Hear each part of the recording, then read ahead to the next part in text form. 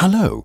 In this video, we'll show you how to connect your RS185 to your TV. For connecting it to hi-fi equipment, the following steps may be similar though.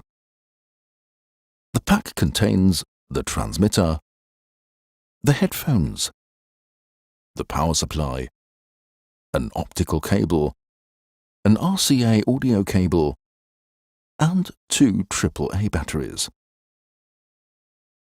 First, please be sure to charge the batteries. The rechargeable batteries are only at about 25% when you unpack them, so for a first test of your wireless system it may be sufficient. For the very first charge, however, it is important to charge them for 16 hours in order to calibrate both the technology and the batteries. All further full charges will only take about 8 hours each.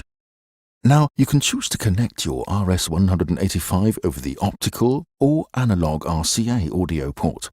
Both cables are included in the pack. Let's assume you're connecting it to a TV with the optical cable.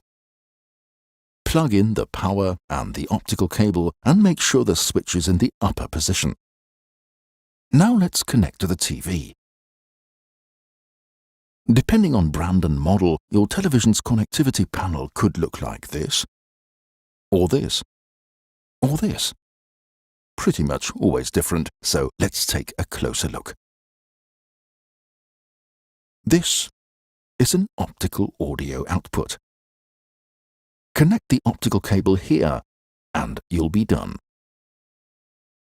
Now, when you turn on your RS185 at the headphones, the transmitter's status LED will light up green, provided it is receiving the right signal. Should the status LED at the transmitter start blinking, that's an error message. In this case, please look into your TV's audio settings for the optical output. You might have various options to choose from in there. Try setting your optical output to stereo or PCM if you find those in there. When the right audio signal is selected, the LED will permanently light up green and you're good to go. With the RS185, you have up to 100 meters or 320 feet of range, depending on your environment.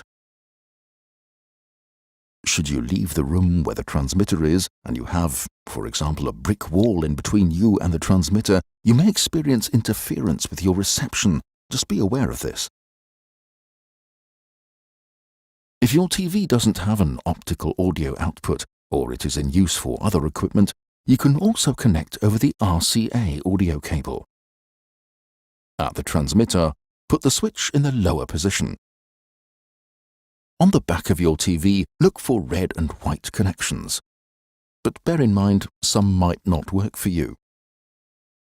In this picture, you can see it says component in, or here it says audio in, and sometimes there is a little symbol, a circle with an arrow going into it. You cannot use these for your wireless system. What your TV needs to have is a port that says audio or audio output, usually indicated with a circle with an arrow pointing out of it. That's the one. Connect your RS185 here. Let's assume you've made all the necessary connections and settings. You can now turn the system on. Press the power button on the headphones for about 2 seconds. This turns on both the headphones and the transmitter. Thank you for watching.